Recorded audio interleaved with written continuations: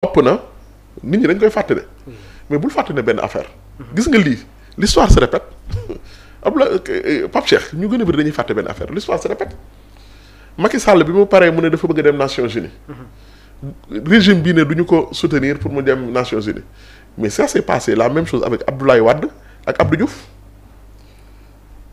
Abdoulaye Wade bi mu paree Abdou Diouf bi mu paree dafa ne woon day dem retraite Chirac à l'époque convaincre ko mu ne day dem francophonie Abdoulaye Wade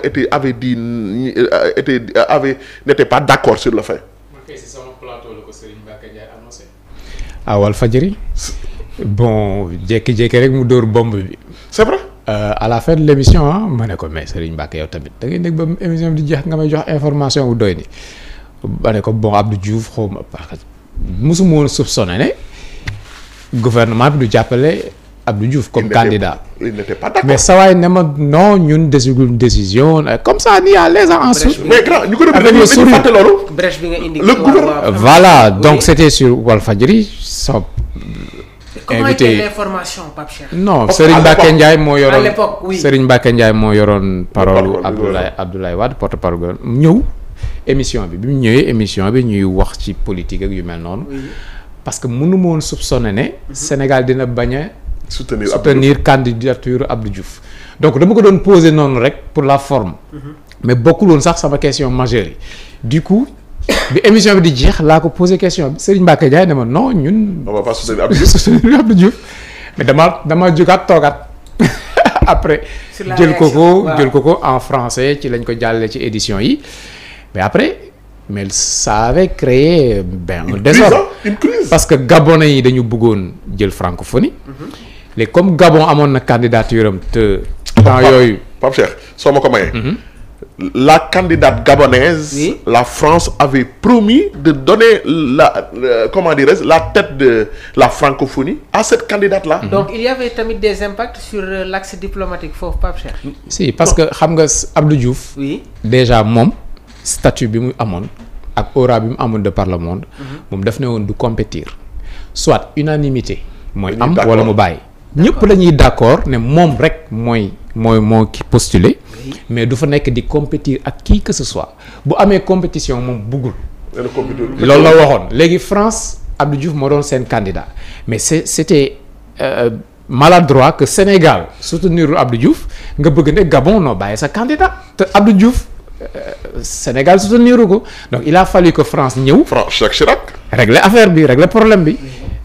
Omar Bongo était dans tous ses états ñu régler ko. ba pare wax ak Abdoulaye Wade mais quand même il faut reconnaître que ça n'a pas été trop difficile de convaincre Abdoulaye Wade après ñu dem parfois les gens lèsent l'histoire am na ñu gën a bëri man damay demee nii mënuñu ko comparer ak animosité tey bi am diggante régime bi ak Macky Sall mais dama lay wax parce que ça n'a pas été trop compliqué de convaincre Abdoulaye Wade de revenir sur cette décision soo ma bàyyee di nga xam man le bout de ma pensée Abdou Diouf Abdoulaye Wade n'était pas pour que Abdou Diouf bu leen fàtte ne Abdou Diouf bi muy en 2000 Abdou Diouf avait presque 65 ans il y avait la possibilité bu échec temps yooyu nga xam ne ñun am c'était notre première alternance Abdoulaye Wade moom ak Abdou Diouf est-ce que yaa ngi comprendre bu baax léegi bu fekkee Abdoulaye Wade moom ak Abdou Diouf bu Abdoulaye Wade mënee ñëwaat Abdou Diouf mën naa ñëwaat mais Abdoulaye Wade il a dit Abdou Diouf n'est pas notre candidat il a fallu à ce que ne Jacques Chirac ñëw wax ak Abdoulaye Wade accepté.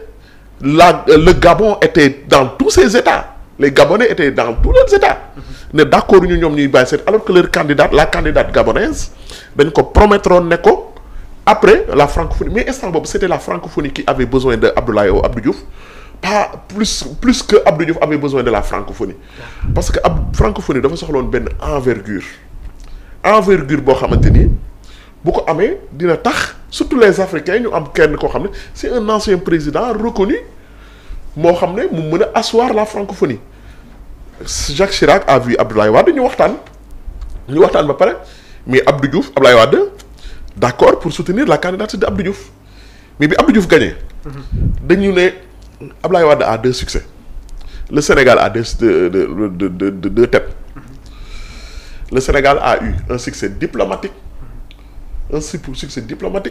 et le régime a parfait son image parce que image boobu noonu Abdou Diouf Abdoulaye Wade soutenir na candidature Abdou Diouf ba Abdou Diouf gagné francophonie ki ko porté woon après mooy Ablaye Wade xam nga Ablaye Wade moom c'était pas quelqu'un boo xam ne Ablaye Wade il s'est joué et nag moom mën na loolu moo ci gën a souple ñu suñu am président bu mel noonu mu jàpp fii nga jàpp fee ñu wax bañ d'accord moom mu bàyyi fa mu jàppoon ñoo fekk si la.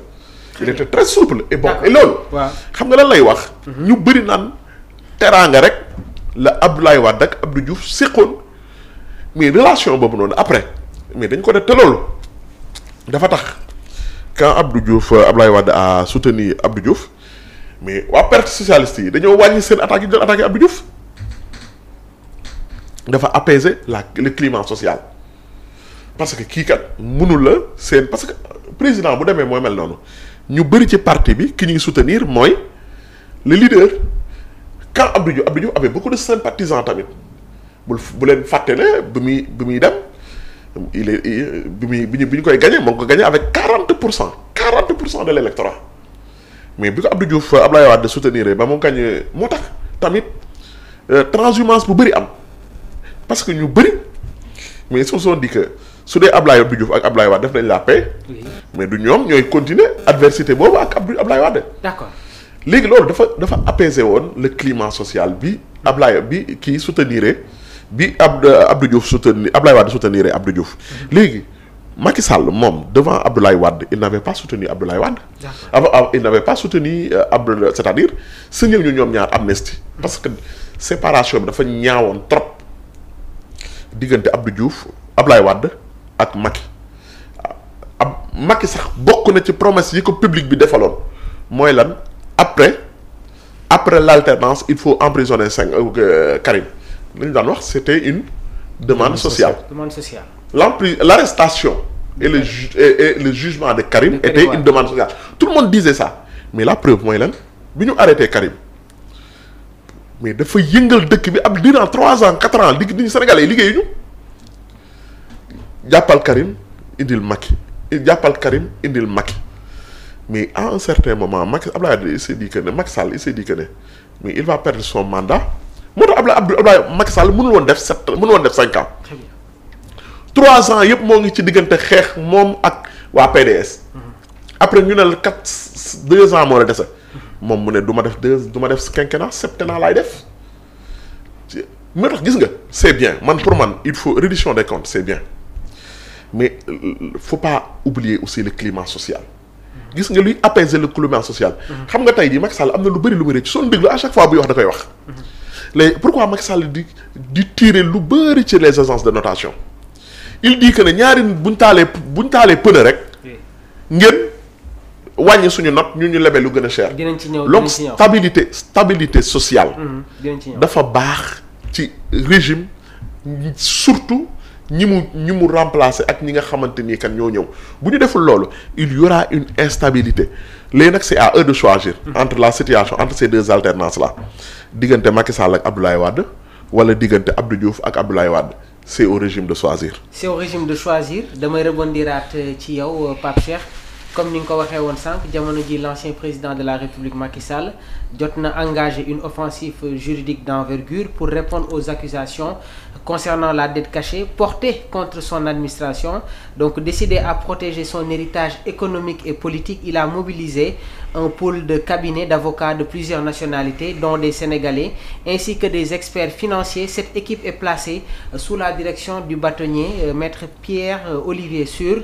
Donc mu nekk tamit une stratégie qui s'est matérialisée le 7 octobre 2025. Nan nga ñuy analyser les tamit bi les situations sur l'aspect économique, la dette cachée avec ses rebondissements. waaw loolu wax nañ ko fii waxaat ko fii il organise sa défense. Oui. Situation bi lii la tey moom mooy régime bi nga xamante ni mooy bu Macky Sall bi dem ak régime bi toog muy bu Diomaye. relation yi du relation yu classique yi am ci bu alternance amee au Sénégal. Bon on est d'accord trahison moom bu ko chef d'État defee dañ koy traduire. Oui. Si ça s'avère que ne trahison am na. Mais yooyu yoon moo koy wax. Ce sera à la justice.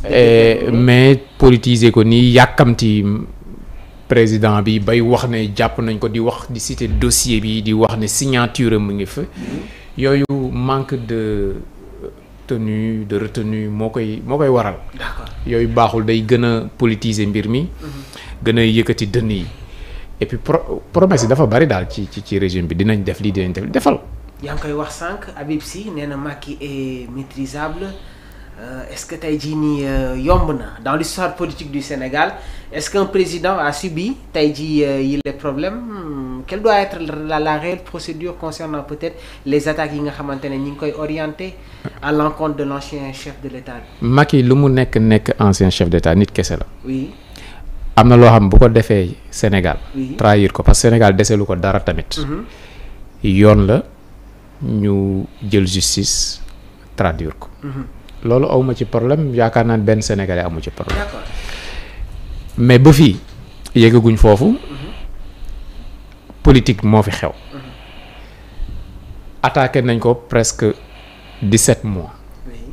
réagiru boo ko attaqué gestion attaqué njabootam attaqué ay collaborateurs am c'était prévisible que moom mu jóg mu génn mu contre-attaqué loolu rek la loolu moo fi xewagum. Waaw. ce qui est sûr mooy amul wormal boo xamante ne wormal nañ ko ci discours bi niñ koy apostrophé niñ koy joxarbee et puis yenn saa yi dafay nduroog haine maanaam kii waratul sax exister à la limite bëggoo mu nekk ci benn confort buñ ne sax war na am benn conférence bu muy def war na am benn luñ koy reconnaître war na am benn promotion nga ne non waru ko am loolu lañ fi gisagum donc loolu nag bu continuer il fallait s'y attendre.